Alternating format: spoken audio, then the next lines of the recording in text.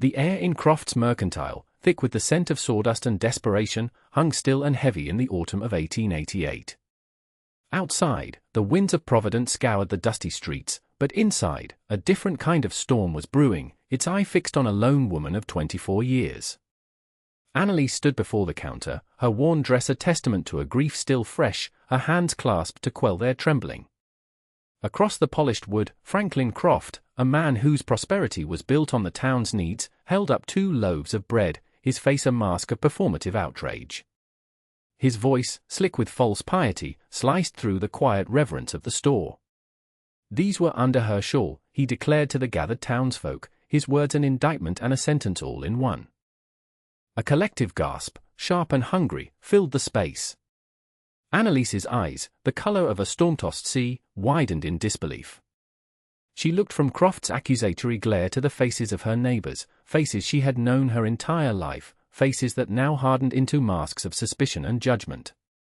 "That is not true," she said, her voice barely a whisper, yet it carried the unshakable weight of truth. "I paid for my flour and salt." I would never steal. Her mother, Maeve, a woman of 70 winters with a spine forged of mountain granite, stepped forward, her hand finding Annalise's arm. "My daughter does not lie. We have never taken what is not ours." But Croft was resolute, for his lie was a shield, protecting his own feckless son who had misplaced the inventory and whose gambling debts were becoming a liability. It was easier to blame the widow, the quiet one with no husband to defend her name. "The proof is right here," Croft insisted, shaking the bread for emphasis. "What more do you need?" The town sheriff, a man whose authority was merely a shadow of Croft's influence, shuffled his feet.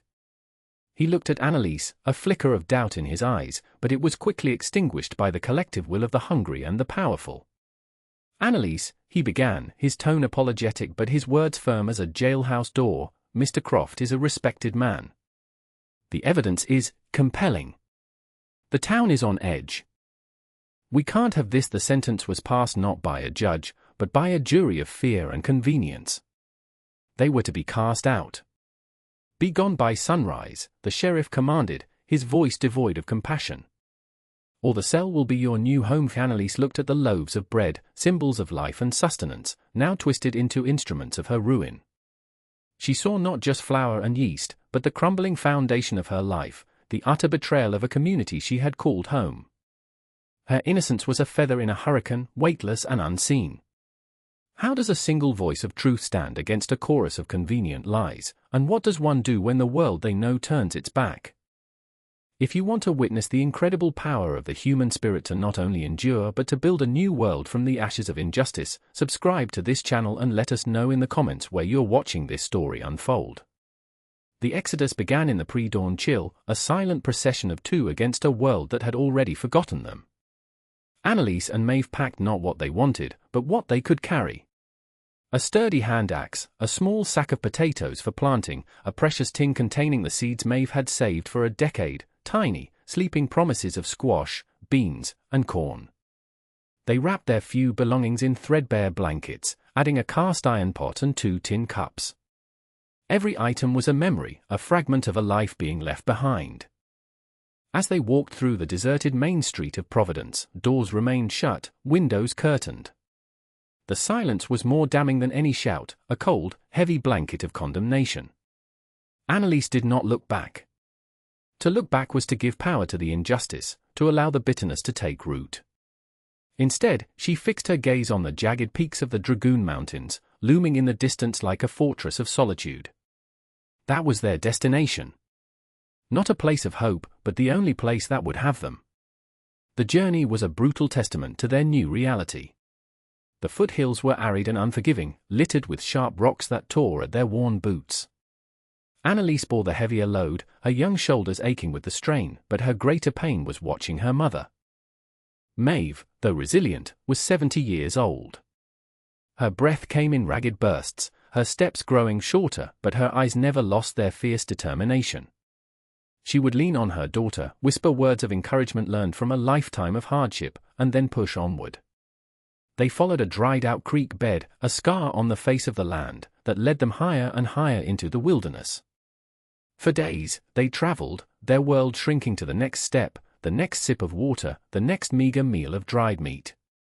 The sun beat down on them, and the nights brought a deep, penetrating cold that seeped into their bones. It was on the 5th day, when their hope was beginning to fray like the hem of Maeve's skirt, that they found it. Tucked away behind a formidable wall of granite, accessible only by a narrow, almost invisible game trail, was a small, high-altitude valley. It was a secret pocket of the world, no more than a few acres, but it was sheltered from the harsh winds and, miraculously, a thin stream of pure, cold water trickled from a fissure in the rock face, pooling into a small basin before disappearing back into the earth. It was a sanctuary. Anneliese dropped her pack, the sound muffled by a patch of resilient mountain grass. She looked at her mother, whose weary face was illuminated by a sliver of sunlight breaking through the rocks. "We are here," Anneliese breathed, the words a prayer of arrival. Maeve placed a hand on the cool, damp earth, her fingers sinking into the soil. She looked up at her daughter, a slow, knowing smile gracing her lips. "No," she corrected gently, her voice raspy but firm. "This is where we begin." Their first task was not to build a home, but to survive the coming winter. The hidden valley offered sanctuary but little comfort. The nights grew colder with an alarming swiftness, a frigid warning that time was their most formidable enemy. Anneliese scouted the small valley, her eyes assessing every rock and every slope with the desperate focus of a born survivor. She found what she was looking for on the north-facing side, a shallow overhang, a natural concavity in the granite wall that could serve as the backbone for a shelter. It was not a cave, merely a modest shield from the worst of the elements. For the next 2 weeks, they worked with a frantic, punishing rhythm. Anneliese used the hand axe to fell slender, hardy pines that clung to the valley's edges, her hands blistering and bleeding, her muscles screaming in protest. She learned the language of the wood, how to strike at the base, how to use a wedge to guide the fall. Maeve, unable to perform such heavy labor, became the architect of their survival. She gathered smaller stones, her old hands surprisingly nimble, and showed Anneliese how to stack them, creating a low wall that extended from the overhang. They mixed the thin, rocky soil with water from the spring and pine needles to create a crude mortar, packing it into the gaps to ward off the wind. They built a roof of interlocking pine branches, laid thick with sod and moss they painstakingly scraped from the rocks. It was a primitive, earthbound dwelling, more a den than a house, but it was theirs. Inside, the space was cramped and dark. They dug a shallow pit in the center for a fire, leaving a small opening in the roof for the smoke to escape. The floor was bare earth, which they covered with pine boughs for a small measure of insulation and comfort. They rationed their remaining food with brutal discipline, their meals consisting of a few spoonfuls of flour mixed with water and cooked on a hot stone, supplemented by the tough, bitter roots Maeve identified as edible. That first winter was a long, silent battle fought in the dark and the cold. Blizzards raged outside their dugout, burying their small valley in a deep blanket of white. The wind howled through the rocks, a mournful song of isolation. There were days they did not leave the shelter, huddled together by the meager fire, the smoke stinging their eyes, their only warmth the shared heat of their bodies and the unyielding flame of their will to live. Anneliese would watch her mother sleep, her face etched with lines of hardship but serene in its repose, and she would feel a surge of fierce, protective love. They had been cast out, left for dead, but they were still here. They were cold, they were hungry, but they were together. And in the heart of that brutal winter, in that dark hole in the earth, a seed of defiance took root, stronger and more resilient than any they carried in their tin box. They would not just survive the winter, they would conquer the mountain. When the first signs of spring finally broke through the iron grip of winter, it was not a gentle awakening but a messy, muddy thaw. The valley turned into a quagmire, but to Anneliese and Maeve, it was the most beautiful sight in the world. The melting snow revealed the raw material of their future, a patch of land, sloped and rocky, that they would have to transform into a life-giving garden. The true work, the work of creation, had begun. It was a Herculean task. The ground was a stubborn tapestry of stone and compacted earth, woven through with the gnarled roots of ancient, hardy brush. Anneliese's axe, once used for felling trees, now became a tool for prying boulders from the soil.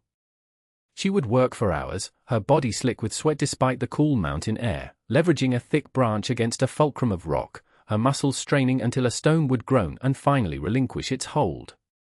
Maeve, with a bucket and her bare hands, would follow behind, clearing away the smaller rocks, her fingers sorting the earth like a prospector searching for gold. They piled the stones to one side, a growing monument to their labor, stones that would later find a new purpose. The soil itself was thin and poor, a meager dusting over a bedrock of granite. It would never sustain life as it was. But Maeve held a secret knowledge, passed down through generations of women who knew how to listen to the land. She led Annalise to a small, dark cave tucked into the far side of the valley, its floor carpeted in a thick, rich layer of black guano. "This is black gold," Maeve whispered, her voice filled with reverence. For weeks, they painstakingly transported the potent fertilizer, bucket by bucket, back to their cleared plot. They mixed it with decaying leaves and plant matter, creating a compost pile that steamed with the quiet, powerful work of decomposition. They carried richer, darker soil from the banks of the spring, a task that was both back-breaking and soul-affirming. Each bucket load was a deposit in the bank of their future. Maeve, observing the gentle slope of the land, knew that a flat garden would be washed away by the first heavy rain. With the stones they had cleared, she designed a system of terraces. Annalise did the heavy lifting, setting the larger rocks as retaining walls, while Maeve filled the spaces with smaller stones and packed the earth behind them. Slowly, painstakingly, a series of level steps began to climb the hillside, a stone and earth staircase to salvation. From the spring, they engineered a simple but ingenious irrigation system. Annalise split fallen logs lengthwise, hollowing them out with the axe and slow-burning coals. They laid these primitive aqueducts from the spring's overflow, guiding the precious water in a gentle, controlled flow to the highest terrace, from where it could trickle down to nourish the ones below. It was grueling, methodical work, dictated not by the clock but by the sun and the strength in their bodies. They were not just clearing land, they were taming a piece of the wild, shaping it with their will, their sweat, and their unwavering belief in the promise of a seed. The day they finally planted was a sacred one. The terraces were complete, the soil dark, rich, and waiting. Maeve opened the small tin box with the care of a priestess handling holy relics. Inside, nestled in dry cloth, were the seeds of their former life, now the foundation of their new one. They laid them out, the wrinkled skins of the potatoes, the smooth, speckled coats of the beans, the pale, teardrop shapes of squash seeds, and the golden kernels of corn. They pushed each seed into the earth with their fingers, a deliberate and hopeful act. Maeve murmured old blessings as she worked, her words a quiet prayer to the soil, the sun, and the rain. Annalise watched her, understanding that this was more than agriculture, it was an act of faith. The waiting was the hardest part. Every morning, Annalise would rise and go to the terraces, her heart caught between hope and fear. Had the seeds taken? Would the birds find them? Was the soil truly alive? The days stretched into a week, then two. And then, one morning, she saw it, a tiny spear of green, impossibly delicate, piercing the dark soil. She knelt, tears blurring her vision, and touched the fragile shoot with a reverent finger. It was life. It was a promise kept. Soon, the terraces were dotted with green, then covered in a vibrant carpet of burgeoning plants. Their days fell into a new rhythm of care and cultivation. They weeded by hand, their fingers becoming intimately familiar with the texture of the soil and the feel of an intrusive root. They watered the garden with their channeled spring water, a daily ritual of gratitude. They stood guard against nibbling deer and curious marmots, building a crude fence of interwoven branches. The garden thrived in the sheltered valley, protected from the harshest winds and blessed with long days of high-altitude sun. The potato plants grew thick and bushy, the bin vines snaked their way up poles Annalise had erected, and the broad leaves of the squash plants shaded the ground, preserving its moisture. The cornstalks rose like green soldiers, their tassels catching the mountain breeze. The first harvest was a celebration of quiet, profound joy. They dug up potatoes, their skins still dusty with the earth that had birthed them. They snapped crisp beans from the vine. They cut a large, golden squash and roasted it in the embers of their fire. The food was simple, but it tasted of victory. It was the flavor of survival, of resilience, of a future they had built with their own 4 hands. That year, they did not just survive, they feasted. And as the bounty of their labor filled their small root cellar, a deep hole they had dug and lined with stones, they began to look beyond their immediate needs. They cleared another section of land, built 2 more terraces, and began construction on a proper cabin, a home of notched logs and a stone hearth, a permanent testament to their triumph over the mountain. For nearly 3 years, their world was confined to the hidden valley. Annalise and Maeve knew only the rhythm of the seasons, the labor of their hands, and the comfort of each other's company. Then, one late summer afternoon, a stranger appeared at the narrow entrance to their sanctuary. He was an old prospector, his clothes in tatters, his body gaunt from hunger and exhaustion. He collapsed at the sight of them, a ragged gasp escaping his lips. His name was Samuel, and he had been wandering the mountains for weeks, his luck and his supplies having run out. Annalise and Maeve did not hesitate. They carried the frail man to their cabin, laid him by the fire, and fed him warm broth, a spoonful at a time. When he was strong enough to speak, he looked around at the bountiful terraces, the sturdy cabin, and the 2 women who had saved him, his eyes wide with disbelief. "It's a miracle," he rasped. "A garden in heaven." Samuel stayed. In return for their kindness, he offered the one thing he had left, his strength. His old, corded muscles were still capable of the heavy lifting that exhausted Annalise. He helped her clear more land, quarry larger stones for a new cellar, and expand the cabin. He was quiet and respectful, a man humbled by the wilderness, and his presence brought a new, gentle dynamic to their small world. A year later, another family found them. The Millers, a man named Thomas, his wife, Sarah, and their 2 small children, were fleeing a debt they could never repay, a debt owed to Franklin Croft. They had lost their farm and were heading west with nothing but a handcart and a dwindling supply of hope. They had taken a desperate, little-known trail through the mountains to avoid the main road and had stumbled upon the valley by sheer chance. Annalise saw in Sarah's eyes the same fear and desperation she had once felt. She saw in the children's hungry faces a reflection of her own past vulnerability. She looked at Maeve, who simply nodded. There was no discussion needed. "There is work to be done and food to share," Annalise said, her words a simple, profound welcome. The Millers wept with gratitude. They brought with them skills Annalise and Maeve lacked. Thomas was a fine carpenter, and he helped build a second, larger cabin and sturdy furniture. Sarah was skilled at preserving food and making clothes from the hides of the mountain goat Samuel had learned to hunt. The children's laughter echoed through the valley, a sound of life and renewal that had been absent for too long. A community was forged in that hidden place, a tapestry woven from the threads of shared hardship and mutual aid. They were a family not of blood, but of circumstance and choice. They worked together, ate together, and shared the bounty of the land they all now called home. The loneliness of their exile had vanished, replaced by the warmth and strength of their found family.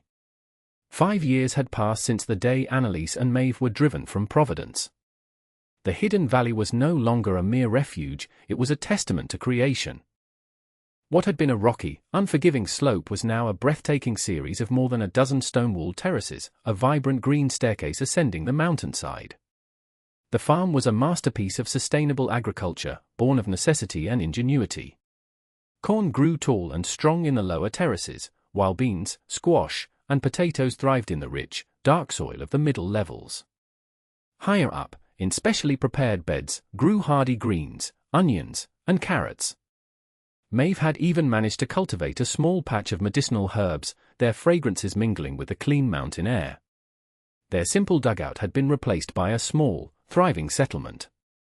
2 sturdy log cabins, connected by a stone-paved path, stood proudly against the backdrop of granite peaks. A smokehouse, built by Thomas, cured strips of goat meat, and a large, stone-lined root cellar, cool and dark, was filled to capacity with the bounty of their harvests. It held hundreds of pounds of potatoes, onions, and squash, alongside countless jars of preserved beans and greens that Sarah had painstakingly put up. They had domesticated a small herd of wild goats, which provided them with milk and cheese. The community worked in a harmonious rhythm, each member contributing their skills. Annalise, with her deep understanding of the land, oversaw the farming. Maeve was the keeper of wisdom, the healer, and the storyteller. Samuel, their quiet guardian, maintained their tools and explored the surrounding mountains for resources. Thomas built and repaired, his hands shaping wood into objects of both utility and simple beauty, while Sarah managed the household, turning their raw harvests into nourishing meals and warm clothing. There was a profound peace in their isolation, a sense of rightness and purpose that had been absent in the conflicted world below.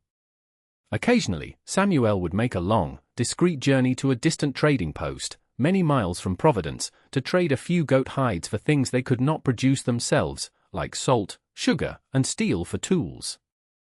It was on these trips that he would hear whispers of the town they had left behind. The news was never good. The long drought that had parched the plains for 2 summers had hit Providence hard. Crops had failed, and the town's reserves were dwindling. Franklin Croft, it was said, had consolidated his power, buying up failing farms for pennies on the dollar, but his greed had made him a poor steward. He hoarded what little grain there was, selling it at exorbitant prices, and the spirit of the community had soured into one of suspicion and resentment. Annalise would listen to these reports with a distant sadness, the bitterness of her exile long since replaced by the quiet satisfaction of the world she had built. The struggles of Providence felt like a story from another life, a faint echo from a world to which she no longer belonged. That year, the winter did not arrive, it attacked. It descended from the north not as a gentle dusting of snow but as an invading army of ice and wind. The drought-stricken plains, with no blanket of snow to insulate the ground, froze solid. Then came the blizzards, one after another, relentless and savage. They buried the world in a shroud of white, piling drift so high they swallowed fences and reached the rooftops of cabins. In Providence, the situation turned from difficult to desperate. The meager harvest had been consumed months ago. The cattle, with no winter grazing, grew weak and began to die.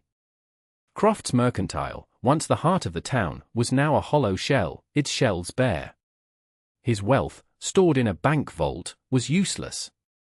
You could not eat gold. You could not burn ledgers for warmth.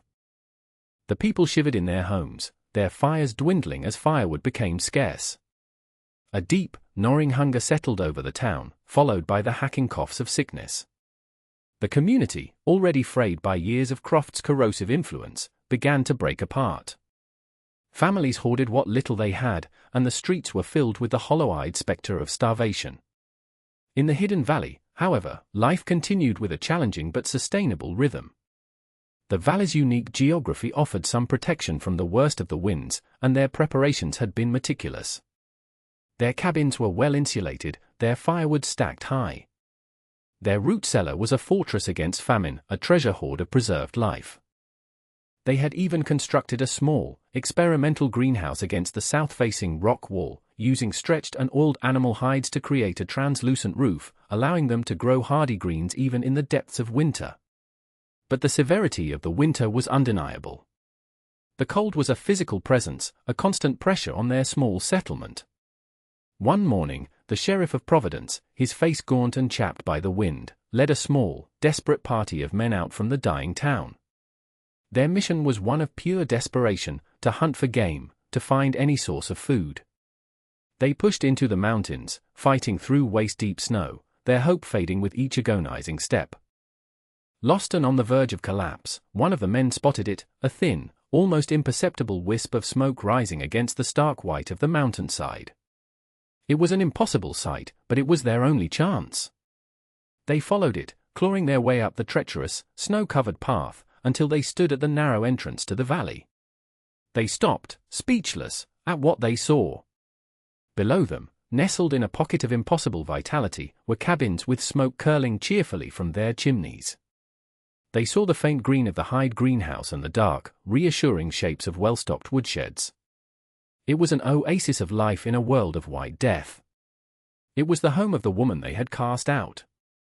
The procession that staggered into the valley was a ghost parade of their past. The sheriff led the way, his face a mixture of awe and shame.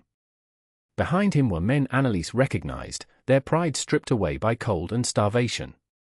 And at the back of the group, supported by his pale, trembling son, was Franklin Croft. He looked shrunken, his expensive coat hanging loosely on his skeletal frame, his eyes downcast, unable to face the woman he had so grievously wronged. They stopped before the main cabin, a silent, desperate delegation. Annalise emerged, followed by Maeve, Samuel, and the Millers. She stood on her porch, her posture straight, her gaze steady. She was no longer the frightened, grieving young widow they had banished. She was the matriarch of this sanctuary, her face weathered by the sun and wind, her eyes holding the quiet authority of one who had bent the wilderness to her will. A long, tense silence hung in the frigid air, broken only by the whistling wind. The sheriff finally found his voice, his words cracking with emotion. "Annalise, we are starving. The town is dying. We asked for shelter. Forgive us." Annalise's gaze swept over the desperate faces, lingering for a moment on Croft. In that instant, a lifetime of emotion surged within her, the searing pain of the false accusation, the bitterness of her exile, the memory of her and her mother's suffering. The power was now hers. A single word from her, no, would be a death sentence, a final, cold justice. She could turn them away, let them freeze in the wilderness they had sent her into. It would be a perfectly balanced act of revenge. She felt the temptation, a dark, satisfying warmth in the pit of her stomach. She looked at her own family, at the healthy, warm children, at the peaceful faces of those who had built this life with her. She looked at her mother, Maeve, whose eyes held not a trace of vengeance, only a deep, sorrowful compassion. And Annalise understood that revenge would not build anything. It would only poison the sanctuary she had created. Her triumph was not in her ability to destroy her enemies, but in her ability to create life where they had sown despair. She took a deep breath, the cold air filling her lungs, and she made her choice. "There is room by the fire," she said, her voice clear and strong, echoing in the silent valley. "There is stew in the pot for everyone." Later that evening, as the townsfolk huddled in the warmth of the cabins, gratefully eating the first real meal they'd had in weeks, Franklin Croft approached Annalise.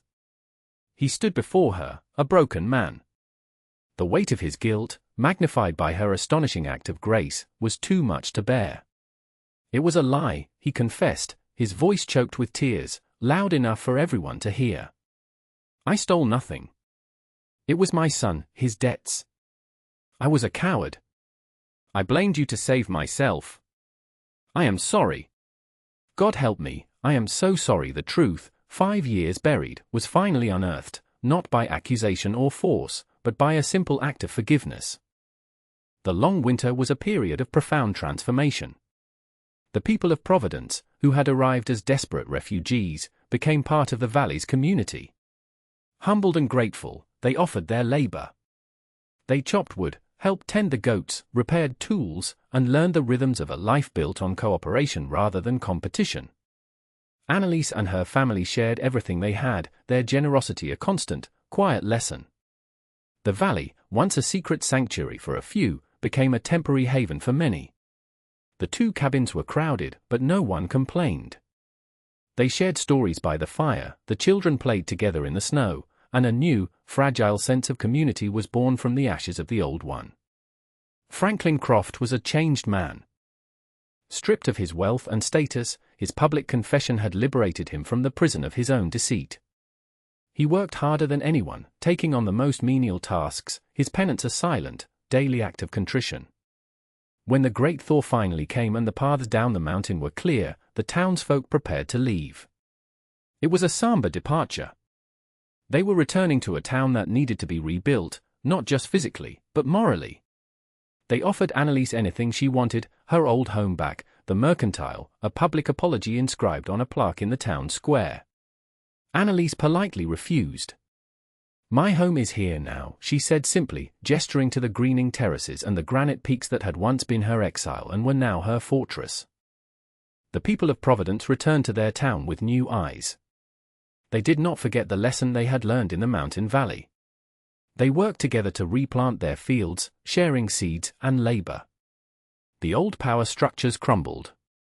Franklin Croft and his son left town, unable to face the community they had both wronged and been saved by. The sheriff quietly retired. The town of Providence slowly healed, its spirit renewed by a harsh winter and an act of profound grace. Annalise, Maeve, and their found family remained in the valley. their settlement, which the townsfolk had begun to call Haven, grew. More families, disillusioned with the old ways, made the journey up the mountain, seeking a life of purpose and community. They expanded the terraces, built more homes, and created a new society founded on the principles of hard work, mutual respect, and forgiveness. Annalise never sought to be a leader, but she became one through her actions.